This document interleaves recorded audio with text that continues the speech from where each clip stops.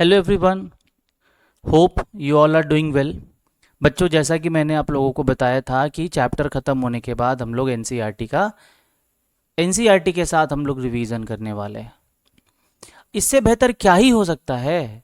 NCERT revision करने का मतलब है कि आपके एग्ज़ाम का बहुत बेहतरीन तैयारी। ठीक है, बहुत बेहतरीन तैयारी मतलब समझ लीजिए कि एनसीईआरटी के बिना चलना यूं है कि मतलब बैटल फील्ड में तो उतर गए हैं लेकिन तैयारी हमारी नहीं है।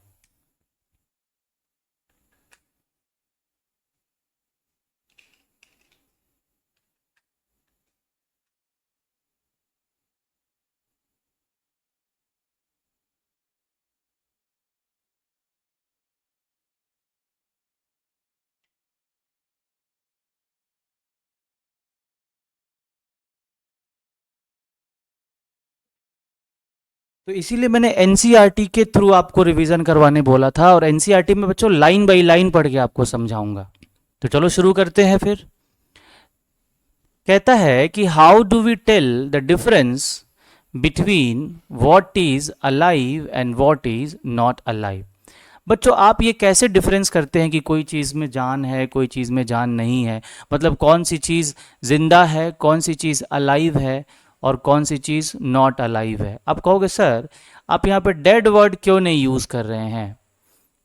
बहुत टिपिकल सा वर्ड है बच्चों, डेड क्यों नहीं यूज़ कर रहे, नॉट अलाइव के बदले डेड यूज़ कर लेते। इसका एक कारण है बच्चों। डेड हम उसके लिए यूज़ करेंगे जिसमें पहले से लाइफ था, मतलब पहले से उसमें कभी लाइफ एग्जिस्ट करता था।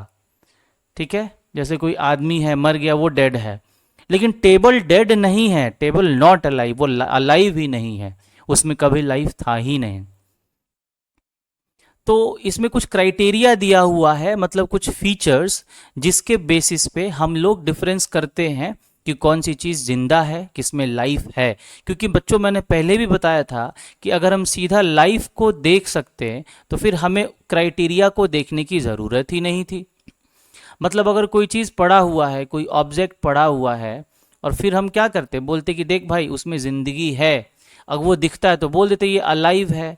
लेकिन हमको उसमें क्या करना पड़ता है, हमें उसमें कुछ फीचर्स देखने होते हैं कि क्या वो चल रहा है, क्या वो सांस ले पा रहा है, क्या वो खाना खा पा रहा है।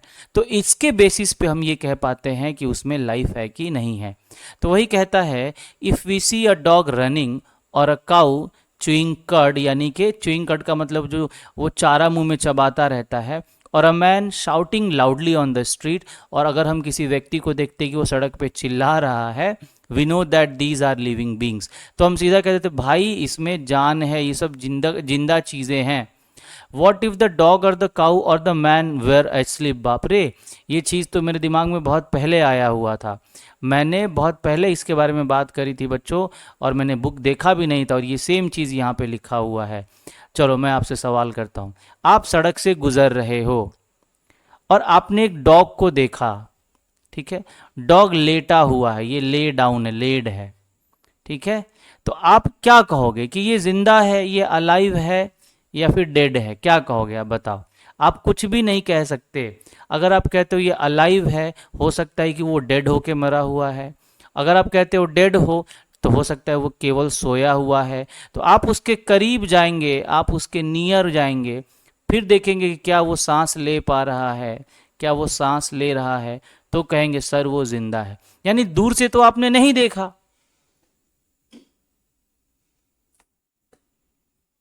आपको उसके करीब जाना पड़ा। तो वही कहता है, we should still think that they were alive, but how did we know that. अब कह रहा है कि आप फिर भी सोच सकते हैं कि वो जिंदा है, लेकिन आपने ये जाना कैसे। तो आप उसके करीब गए और आपने देखा कि क्या वो कोई भी मूवमेंट कर रहा है कि नहीं। देखिए यहाँ पे आगे लिखा भी है कि क्या वो सांस ले पा रहा है, क्या उसकी धड़कनें चल रही हैं। वॉट अबाउट प्लांट्स, लेकिन प्लांट्स में तो ऐसा कोई मूवमेंट दिखता नहीं है, उसका जो भी मूवमेंट होता है बहुत ही ज़्यादा स्लो होता है। So how do we know that they are alive. तो कहता है, we see them green, some of us will say, हम लोग में से कुछ कहेंगे भाई वो ग्रीन है, यानी कि मरने के बाद वो क्या हो जाएगा, सूख के पीला उला हो जाएगा, है कि नहीं है। तो but what about plants that have leaves of colours और अदर देन ग्रीन। अब कोई कहता है कि ग्रीन है तो जिंदा है, हो सकता है कोई दूसरा आदमी कहे कि नहीं भाई उसमें क्या है, वो तो ग्रीन है ही नहीं। है ना? तो फिर क्या करेंगे? तो उसके लिए फिर आगे बढ़ते हैं, क्या कहता है।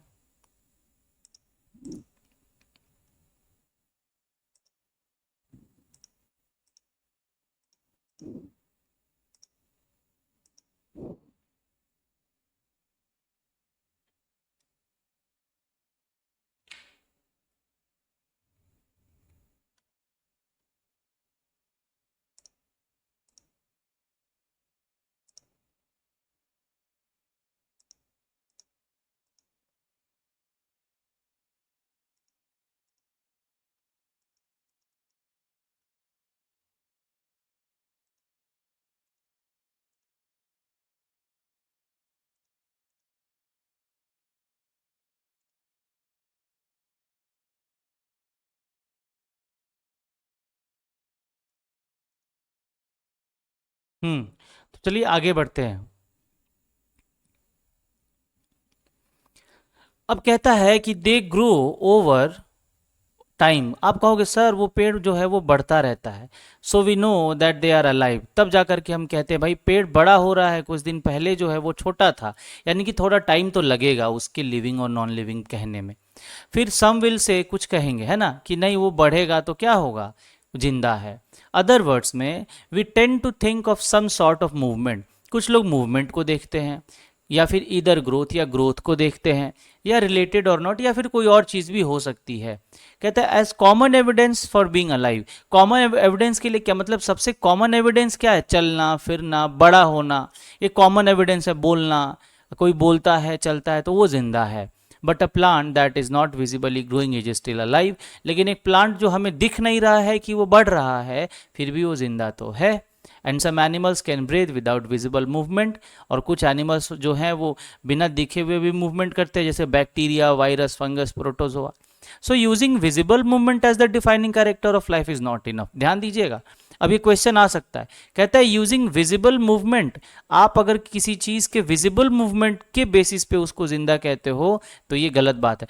ठीक है, जो चीज घूम रहा है चल रहा है फिर वो जिंदा तो है, लेकिन बहुत सारी चीजें दिखाई नहीं देती हैं, तो इसके बेसिस पे कि कोई चीज नहीं घूम रहा है वो चीज अलाइव नहीं है, ये गलत हो जाएगा। तो ये पूछ सकता है आपसे, ध्यान से सुनिएगा, ये पूछ सकता है कि क्या मूवमेंट डिफाइनिंग कैरेक्टर है किसी भी लिविंग थिंग का, तो कहेंगे नो, नॉट। ठीक है, डिफाइनिंग कैरेक्टर नहीं है। डिफाइनिंग कैरेक्टर मतलब ये नहीं बताता है कि सारे के सारे लिविंग थिंग्स मूव करते हैं, या फिर मूविंग कैरेक्टर्स ही क्या होंगे, लिविंग होंगे। ठीक है, आगे बढ़े, बहुत बढ़िया। Movements over very small scales will be invisible to the naked eye. छोटी छोटी ऑर्गेनिजम्स जो हैं उनके मूवमेंट्स को तो हम नहीं देख पाते हैं, मूवमेंट्स ऑफ मॉलिक्यूल्स को भी नहीं देख पाते हैं। अब सेल्स के अंदर बहुत सारे ऐसे मूवमेंट्स होते हैं जो हमें दिखाई नहीं देते हैं। For example in the invisible molecular movement necessary for life. वही चीज़ जो मैं आपको बता रहा था। अब मान लीजिए सेल के अंदर यहाँ से प्रोटीन बन के यहाँ आया, यहाँ से अमाइनो एसिड बन के यहाँ आया, यहाँ से एंजाइम बन के बाहर निकला, तो these movements are not visible to our naked eyes, so we can not say that movement is the defining character of a living organism. ठीक है, बात समझ में आ रही है? चलिए आगे बढ़े।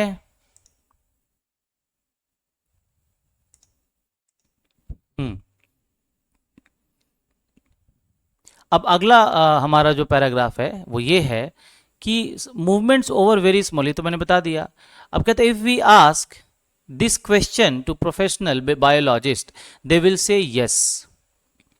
In fact viruses do not show any molecular movement. अब वायरसेस में तो कोई मॉलिक्यूलर मूवमेंट होता भी नहीं है ना, क्योंकि वो तो लिविंग नॉन लिविंग के बीच के हैं, वो तो कनेक्टिंग लिंक है। Until they infect some cell, जब तक वो किसी सेल के अंदर नहीं घुसते हैं तब तक वो कोई मूवमेंट शो नहीं करते हैं। तो and that is partly why there is a controversy about whether they are truly alive और नॉट। इसीलिए कहता है कि ये पार्टली जो है, मतलब ये लिविंग है कि नॉन लिविंग, ये क्या है, आधा अधूरा है, पार्टली यानी पार्शियली। तो ये लिविंग है कि नॉन लिविंग ये भी ठीक से नहीं कहा जा सकता है।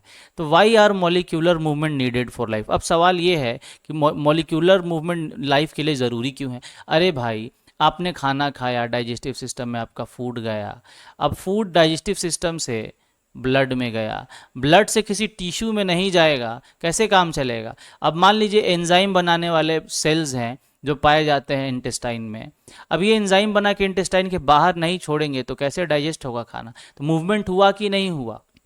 अगर कोई ग्लैंड है, मान लीजिए कि ये पैनक्रियाज है, पैनक्रियाज इंसुलिन बनाता है, ब्लड में छोड़ता है, तो ये बना के इधर नहीं देगा तो कैसे आदमी जिंदा रहेगा?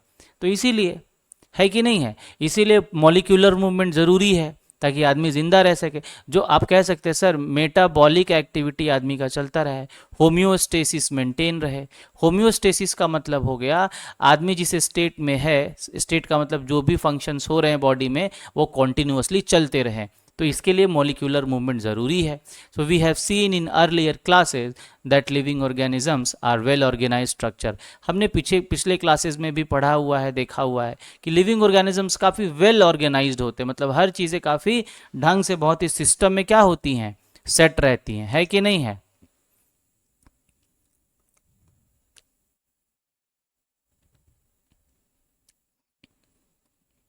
अब बच्चों आगे है व्हाट आर, थोड़ा और आगे बढ़ाना पड़ेगा। हाँ, एक स्लाइड आगे चला गया लगता है, हाँ ठीक है। अब व्हाट आर लाइफ प्रोसेस, बच्चों ये टॉपिक है, विजिबल नहीं है इसलिए मैं इसको आगे बढ़ाता हूँ। The maintenance functions of living organism must go on. कहता है कि जो मेंटेनेंस है लिविंग ऑर्गेनिज्म के भीतर, जो मैंने भी आपको बताया, जो चीज़ें हो रही हैं वो हमेशा चलती रहने चाहिए, इसी को होम्योस्टेसिस बोलते हैं। Even when they are not doing anything particularly, अगर वो बैठे भी हैं, सोए भी हैं, तब भी ये चीज़ें चलती रहती हैं। Even when are just sitting और स्लीपिंग, अगर ये हम लोग सोए हैं या बैठे हैं तभी चीज़ें हो रही हैं, तभी ये चीज़ें हमारे लिए काफ़ी ज़्यादा ज़रूरी हैं। ठीक है।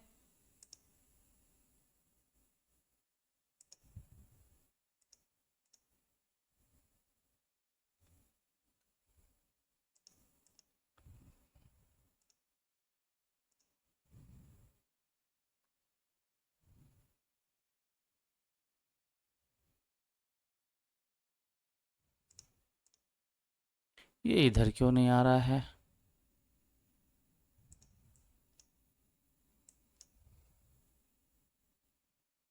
सेकंड रुक जाइए थोड़ा।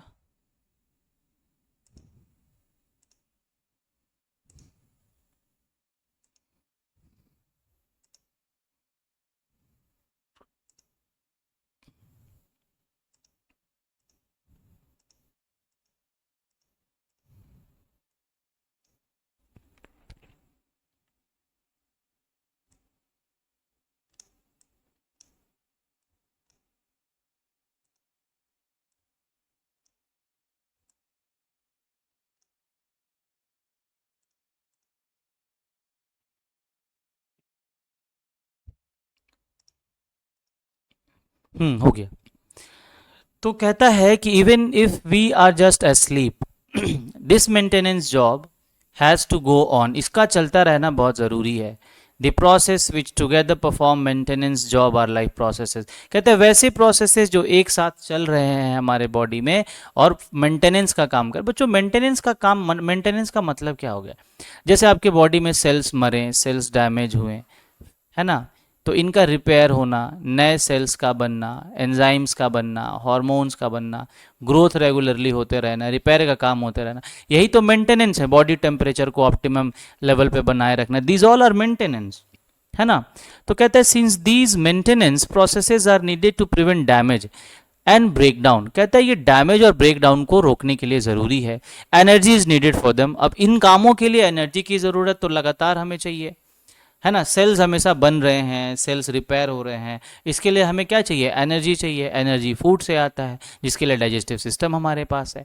So this energy comes from outside the body of the individual organism. अब ये एनर्जी हम तो बना नहीं सकते हैं ना, we are not plants, we can not make our own food, that is why ये एनर्जी के लिए हम लोग फूड कंज्यूम करते हैं, और वो फूड हमें तो बाहर से आता है ना, आउटसाइड द बॉडी।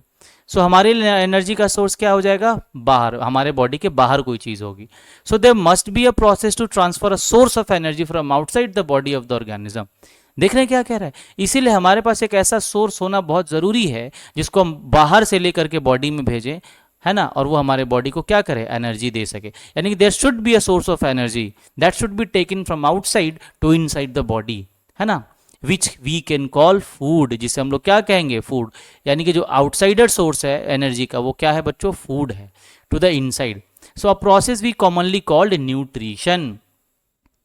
इसी प्रोसेस को क्या कहेंगे, न्यूट्रिशन। यानी ऑल टुगेदर क्या समझे आप, कहेंगे आप ये समझे सर, मेंटेनेंस के लिए, पूरे बॉडी के मेंटेनेंस के लिए चाहिए एनर्जी, और इस एनर्जी के लिए चाहिए फूड, और इस फूड, और ये जो फूड है, फूड से एनर्जी निकालने का प्रोसेस ही क्या है, न्यूट्रिशन, जो हमने पढ़ा हुआ है।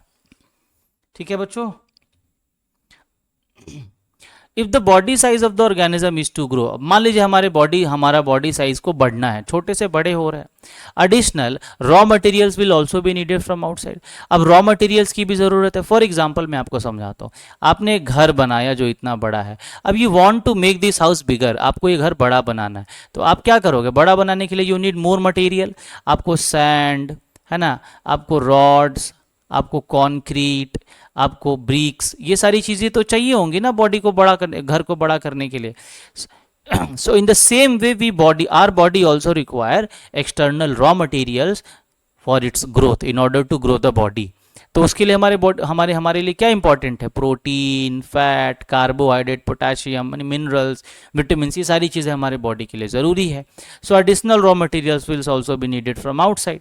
सो since life on earth depend on carbon based molecules, देखिए क्या कह रहा है, ये क्वेश्चन पूछा जा सकता है कि लाइफ जो है अर्थ पे वो सीधा डिपेंड करता है कार्बन बेस्ड मॉलिक्यूल्स पे, यानी कि ऑर्गेनिक कंपाउंड्स पे, ग्लूकोज, फैट और प्रोटीन, इन सब में कार्बन होता है। So most of these food sources are also carbon based, जो अभी मैंने आपको बताया, देखिए चीज़ें मिल पा रही है ना, कनेक्ट कर पा रहे हो। So depending on the complexity of these carbon sources, अब कहता है जो भी कार्बन सोर्सेज हम ले रहे हैं उनके कॉम्प्लेक्सिटी के बेसिस पे, मतलब कौन कितना कॉम्प्लेक्स और कौन कितना सिंपल है, different organisms can then use different kinds of nutritional process.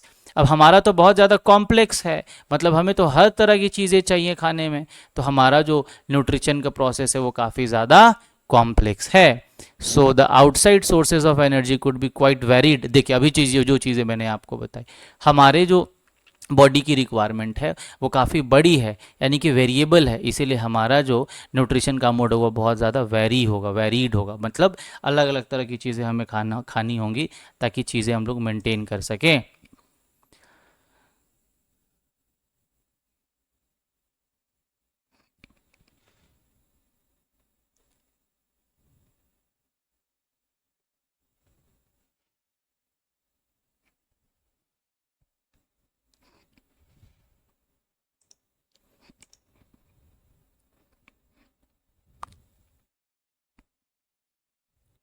Since the environment is not under the control of the individual organism, अब आप बताओ क्या किसी एक ऑर्गेनिज्म के कंट्रोल में पूरा का पूरा लाइफ है, पूरा का पूरा एनवायरमेंट है, नहीं ना। So these sources of energy therefore, यानी कि ये जो सोर्सेज ऑफ एनर्जी हैं, need to be broken down और built up in the body, इसलिए इनको बॉडी में बनाना ज़रूरी हो जाता है। अब ये बनेंगे कहाँ, तो ये ग्रीन प्लांट्स में बनेंगे, and must be finally converted to a uniform source, और इसका एक यूनिफॉर्म सोर्स में कन्वर्ट होना ज़रूरी है ताकि हम उसे ले सकें। अब देखिए यूनिफॉर्म सोर्स का अर्थ ये हो गया कि अब मान लीजिए कभी पानी से एनर्जी मिल रहा है, कभी हवा से मिलने लगे, कभी मिट्टी से मिलने लगे, तब तो दिक्कत हो जाएगी। अब हमें तो पता है कि भाई चावल से हमें कार्बोहाइड्रेट मिलेगा, है ना, हमें रोटी से कार्बोहाइड्रेट मिलेगा, तो ये तो यूनिफॉर्म सोर्सेज हो गए जहां से हमें एनर्जी मिल रही है। समझ में आ रही है बात। as well as to the kind of molecules the body needs to grow. For this, a series of chemical reactions in the body necessary. अब इन सब चीज़ों के लिए बॉडी में बहुत लंबा चौड़ा केमिकल रिएक्शंस होता है, इसे ही आप क्या कहेंगे, इसे ही आप मेटाबॉलिज्म कहेंगे, मतलब चीज़ों का बनना और टूटना, चीज़ों का बनना और टूटना जो बॉडी में कंटिन्यूसली होती रहती हैं। Oxidising reducing reactions are some of the most common chemical means to break down molecule. कहते हैं ऑक्सीडाइजिंग रिड्यूसिंग, ग्लूकोज का टूटना ऑक्सीडेशन हो गया, है ना। ग्लूकोज क्या होता है, टूटता है ना, उसका रिडक्शन होता है किसके प्रेजेंस में, ऑक्सीजन के प्रेजेंस में, तो ये टूटता है ये मॉलिक्यूल लोअर लेवल पे और एनर्जी देता है। फॉर दिस मैनी ऑर्गेनिज्म, देखिए लिखा भी है, many organism use oxygen source from outside the body, the process of acquiring oxygen from outside the body, and not to use it in the process of breakdown of food sources for cellular needs, है ना, and is use it in the process of cellular need, and what we call respiration, और इसी को हम लोग क्या कहते हैं, रेस्पिरेशन। तो बच्चों आप ये बताओ कि आपको ये एनसीईआरटी का जो सीरीज़ है वो कैसा चल रहा है, ठीक है। इसको हम लोग फिर आगे कंटिन्यू करेंगे।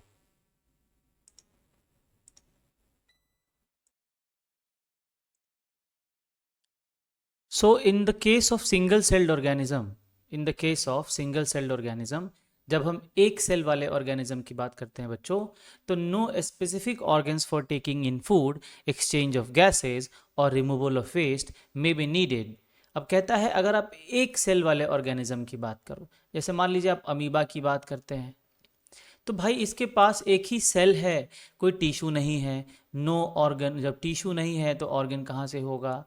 तो कहता है कि इसके पास कोई स्पेसिफिक ऑर्गन बच्चों नहीं होगा जिससे कि वो फूड लेगा।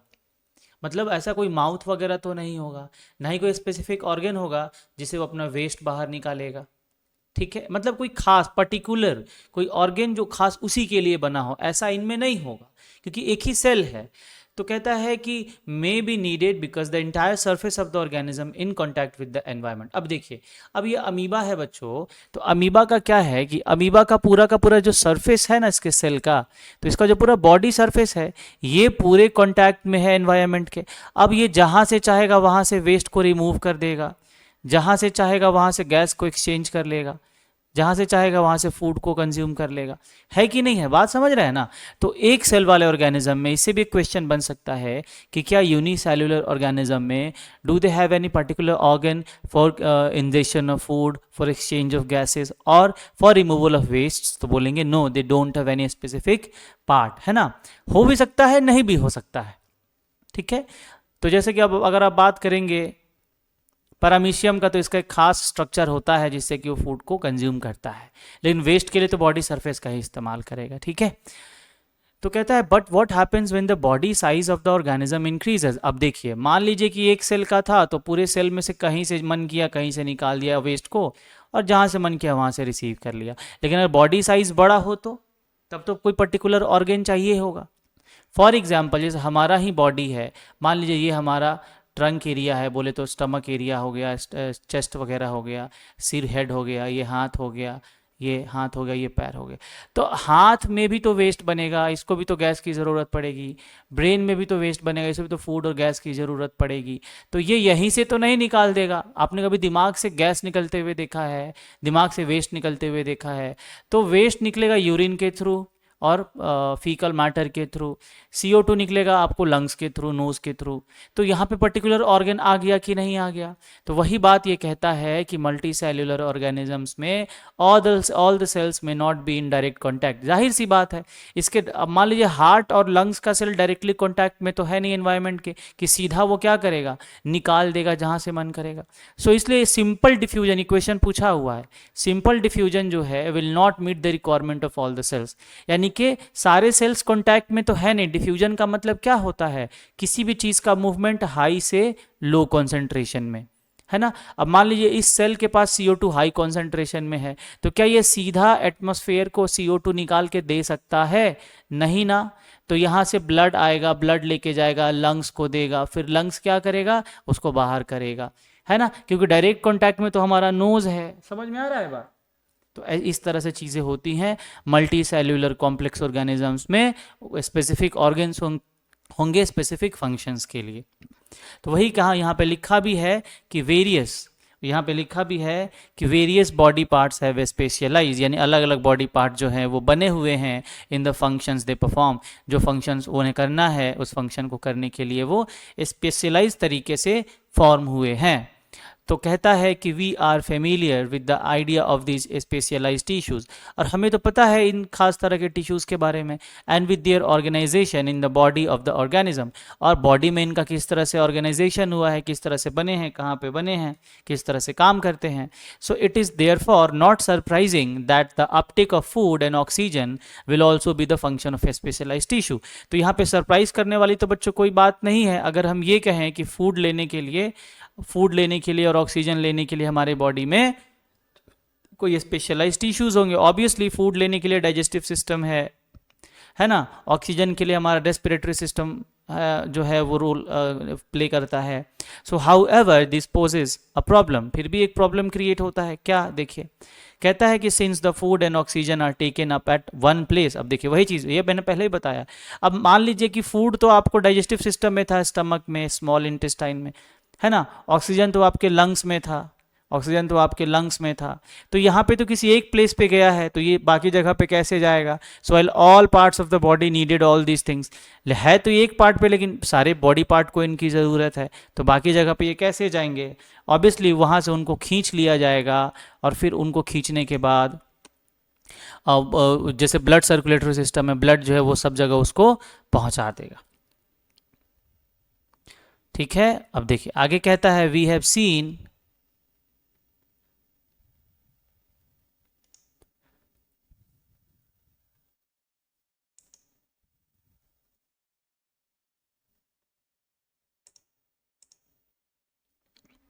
देखिए एक सेकेंड, नहीं ये लाइन तो हो गया।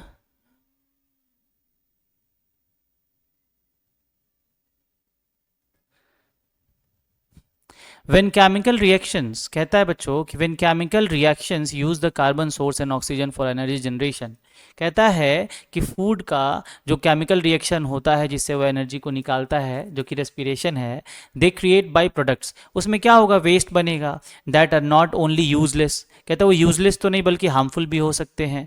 And these waste by products are there for needed to be removed, और इन वेस्ट प्रोडक्ट का फिर बॉडी से बाहर निकलना ज़रूरी बन जाता है। अब ये किस प्रोसेस से बाहर निकलेगा, तो एक्सक्रीशन प्रोसेस से बाहर निकलेगा। आप एनसीईआरटी को समझ पा रहे हैं, ये आपको चीज़ें समझा समझा के जो है आगे बढ़ा रहा है, यानी सारे लाइफ प्रोसेस एग्जाम्पल के तौर पे आपको समझा करके तब ये जा करके आपको आगे बता रहा है। ठीक है, समझ में आ रही है बातें बच्चों।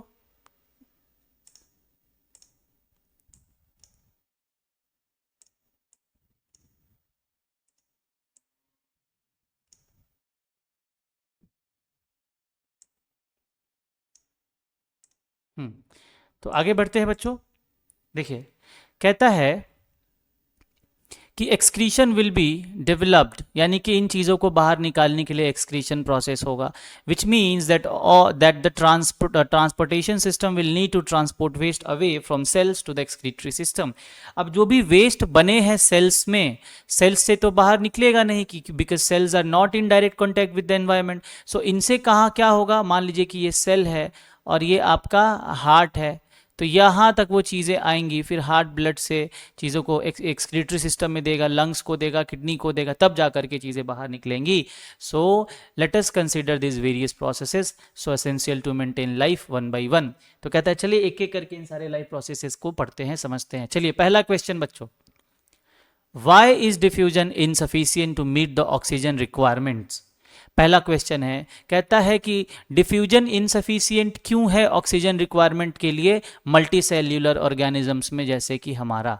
मतलब क्या है इसका समझिए, क्या हम सीधा खड़े हो जाएं हवा में, खड़े हैं कहीं पे भी बैठे हैं, हर जगह ऑक्सीजन तो प्रेजेंट है, तो क्या ये ऑक्सीजन बॉडी एब्जॉर्ब कर सकता है, क्या बॉडी एब्जॉर्ब कर लेगा, मतलब क्या आपको कुछ भी करने की ज़रूरत नहीं है, क्या बाहर से सीधा ऑक्सीजन डिफ्यूज़ करके बॉडी में चला जाएगा।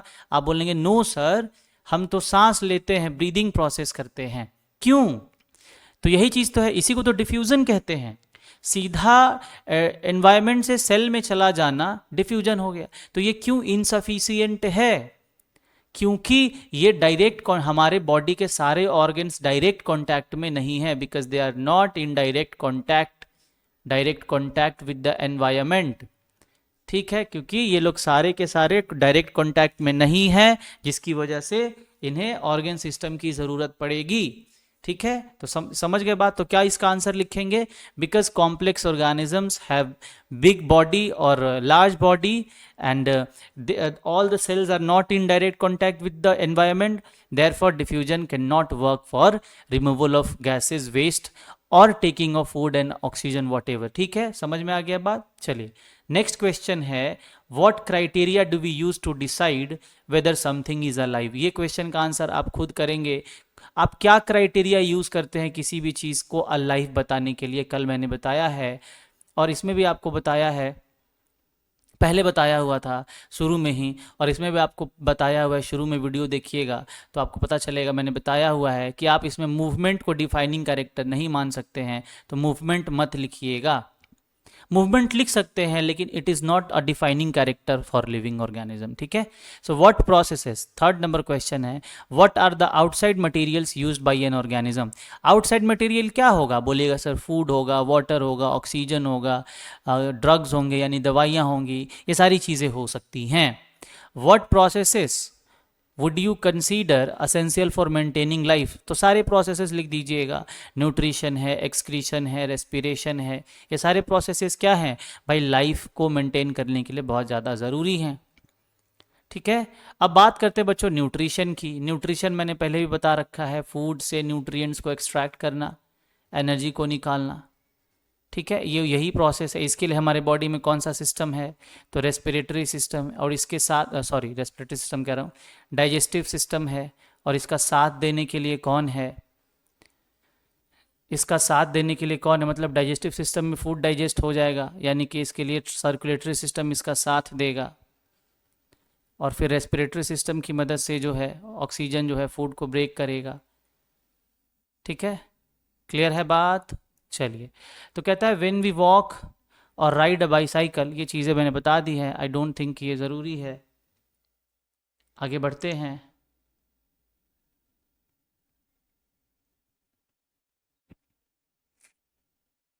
सीधा आते हैं बच्चों ऑटोट्रॉफिक न्यूट्रिशन पे। देखिए ऑटोट्रॉफिक न्यूट्रिशन मैंने क्या बताया था, तो सेल्फ नरिशमेंट, सेल्फ नरिशमेंट वैसे ऑर्गेनिज्म जो अपना फूड खुद प्रिपेयर करते हैं, जिसमें ऑटोट्रॉफिक ऑर्गेनिज्म जैसे फोटोसिंथेटिक ऑर्गेनिजम्स आ जाएंगे, ग्रीन एल्गी, साइनोबैक्टीरिया और हमारे ग्रीन प्लांट्स, यही तो ऑटोट्रॉफ्स हैं, ठीक है। चलिए, तो carbon and energy requirements of the autotrophic organism are fulfilled by photosynthesis. देखिए कहते हैं carbon and energy requirement, carbon का मतलब हो गया प्रोटीन, फैट, ये सारी चीज़ें, इसलिए कार्बन रिक्वायरमेंट बोल दिया है। तो ये सारी चीज़ें कह रहा है कैसे हमारे पे फुलफिल होती हैं, फोटोसिंथेसिस के द्वारा। फोटोसिंथेसिस एक अल्टीमेट प्रोसेस है जिसके द्वारा हमें ये सारी चीज़ें दी जाती हैं, है ना। It is the process by which autotrophs take in substances from the outside and convert, कहता है आउटसाइड से ये रॉ मटेरियल लेकर के उसको कन्वर्ट करता है बॉडी में यूजेबल फॉर्म में या स्टोर्ड फॉर्म में ऑफ एनर्जी, है ना। जैसे CO2 को लिया, वाटर को लिया और फिर इसको स्टार्च बना दिया। This material is taken in the form of carbon dioxide in water which is converted into carbohydrate in the presence of sunlight, यही तो फोटोसिंथेसिस था इन क्लोरोफिल। उसके बाद ये जो कार्बोहाइड्रेट बना है are utilised for providing energy to the plant, plant को एनर्जी प्रोवाइड करता है, एट द सेम टाइम हम भी इससे एनर्जी ले लेते हैं। So will study how this takes place in the next section. चलिए आगे बढ़ते हैं।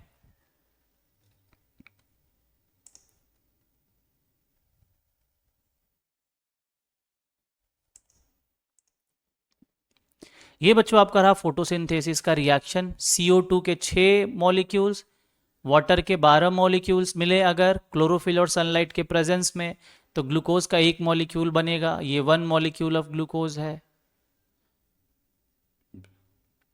6 ऑक्सीजन के मॉलिक्यूल्स रिलीज करे जाएंगे और 6 वाटर के मॉलिक्यूल्स रिलीज करे जाएंगे, ठीक है। सो लेट अस स्टडी ये काम कैसे करता है।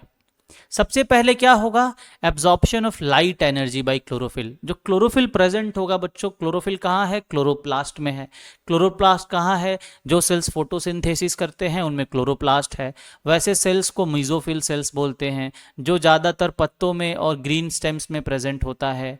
Conversion of light energy to chemical energy, फिर वहीं पे फिर वही क्लोरोफिल क्या करेगा, इस लाइट एनर्जी को कन्वर्ट कर देगा केमिकल एनर्जी में, जो पहले बताया था। क्योंकि ये केमिस्ट्री है भाई, ये केमिकल रिएक्शन है। लाइट का क्या काम, यहाँ तो केमिकल का काम होगा, तो केमिकल एनर्जी में कन्वर्ट कर दिया जाएगा। फिर ये केमिकल एनर्जी जो लाइट एनर्जी का कन्वर्जन है, ये स्प्लिटिंग ऑफ वाटर में काम करेगा। वाटर मॉलिक्यूल्स को तोड़ करके हाइड्रोजन को और ऑक्सीजन को अलग कर देगा, हाइड्रोलाइसिस कर देगा यहाँ पे, उसके बाद थर्ड नंबर पे क्या होगा, तो वही जो ऑक्सीजन और हाइड्रोजन अलग हुआ है CO2 के साथ रिड्यूस होकर के कार्बोहाइड्रेट बना देगा। 3 स्टेप में आपका ग्लूकोज फॉर्मेशन हो जाता है। या फिर अगर आप रिएक्शन लाइट के प्रेजेंस में रिएक्शन को बांटेंगे तो डार्क रिएक्शन और लाइट रिएक्शन में ये चीज़ें बट जाएंगी। These steps need to be take place one after the other immediately। कहता है ये तुरंत होने चाहिए। For example desert plant take up carbon dioxide at night and prepare an intermediate. कहता है कि जो डेजर्ट प्लांट्स होते हैं बच्चों, दिन में अगर फोटोसिंथेसिस करेंगे तो बहुत ज़्यादा वाटर लॉस होगा, इसलिए रात दिन में क्या करते हैं, CO2 को एब्जॉर्ब कर लेते हैं और रात को जो है ये फूड बनाते हैं। तो बाकी का बच्चों हम लोग नेक्स्ट वीडियो में बात करते हैं।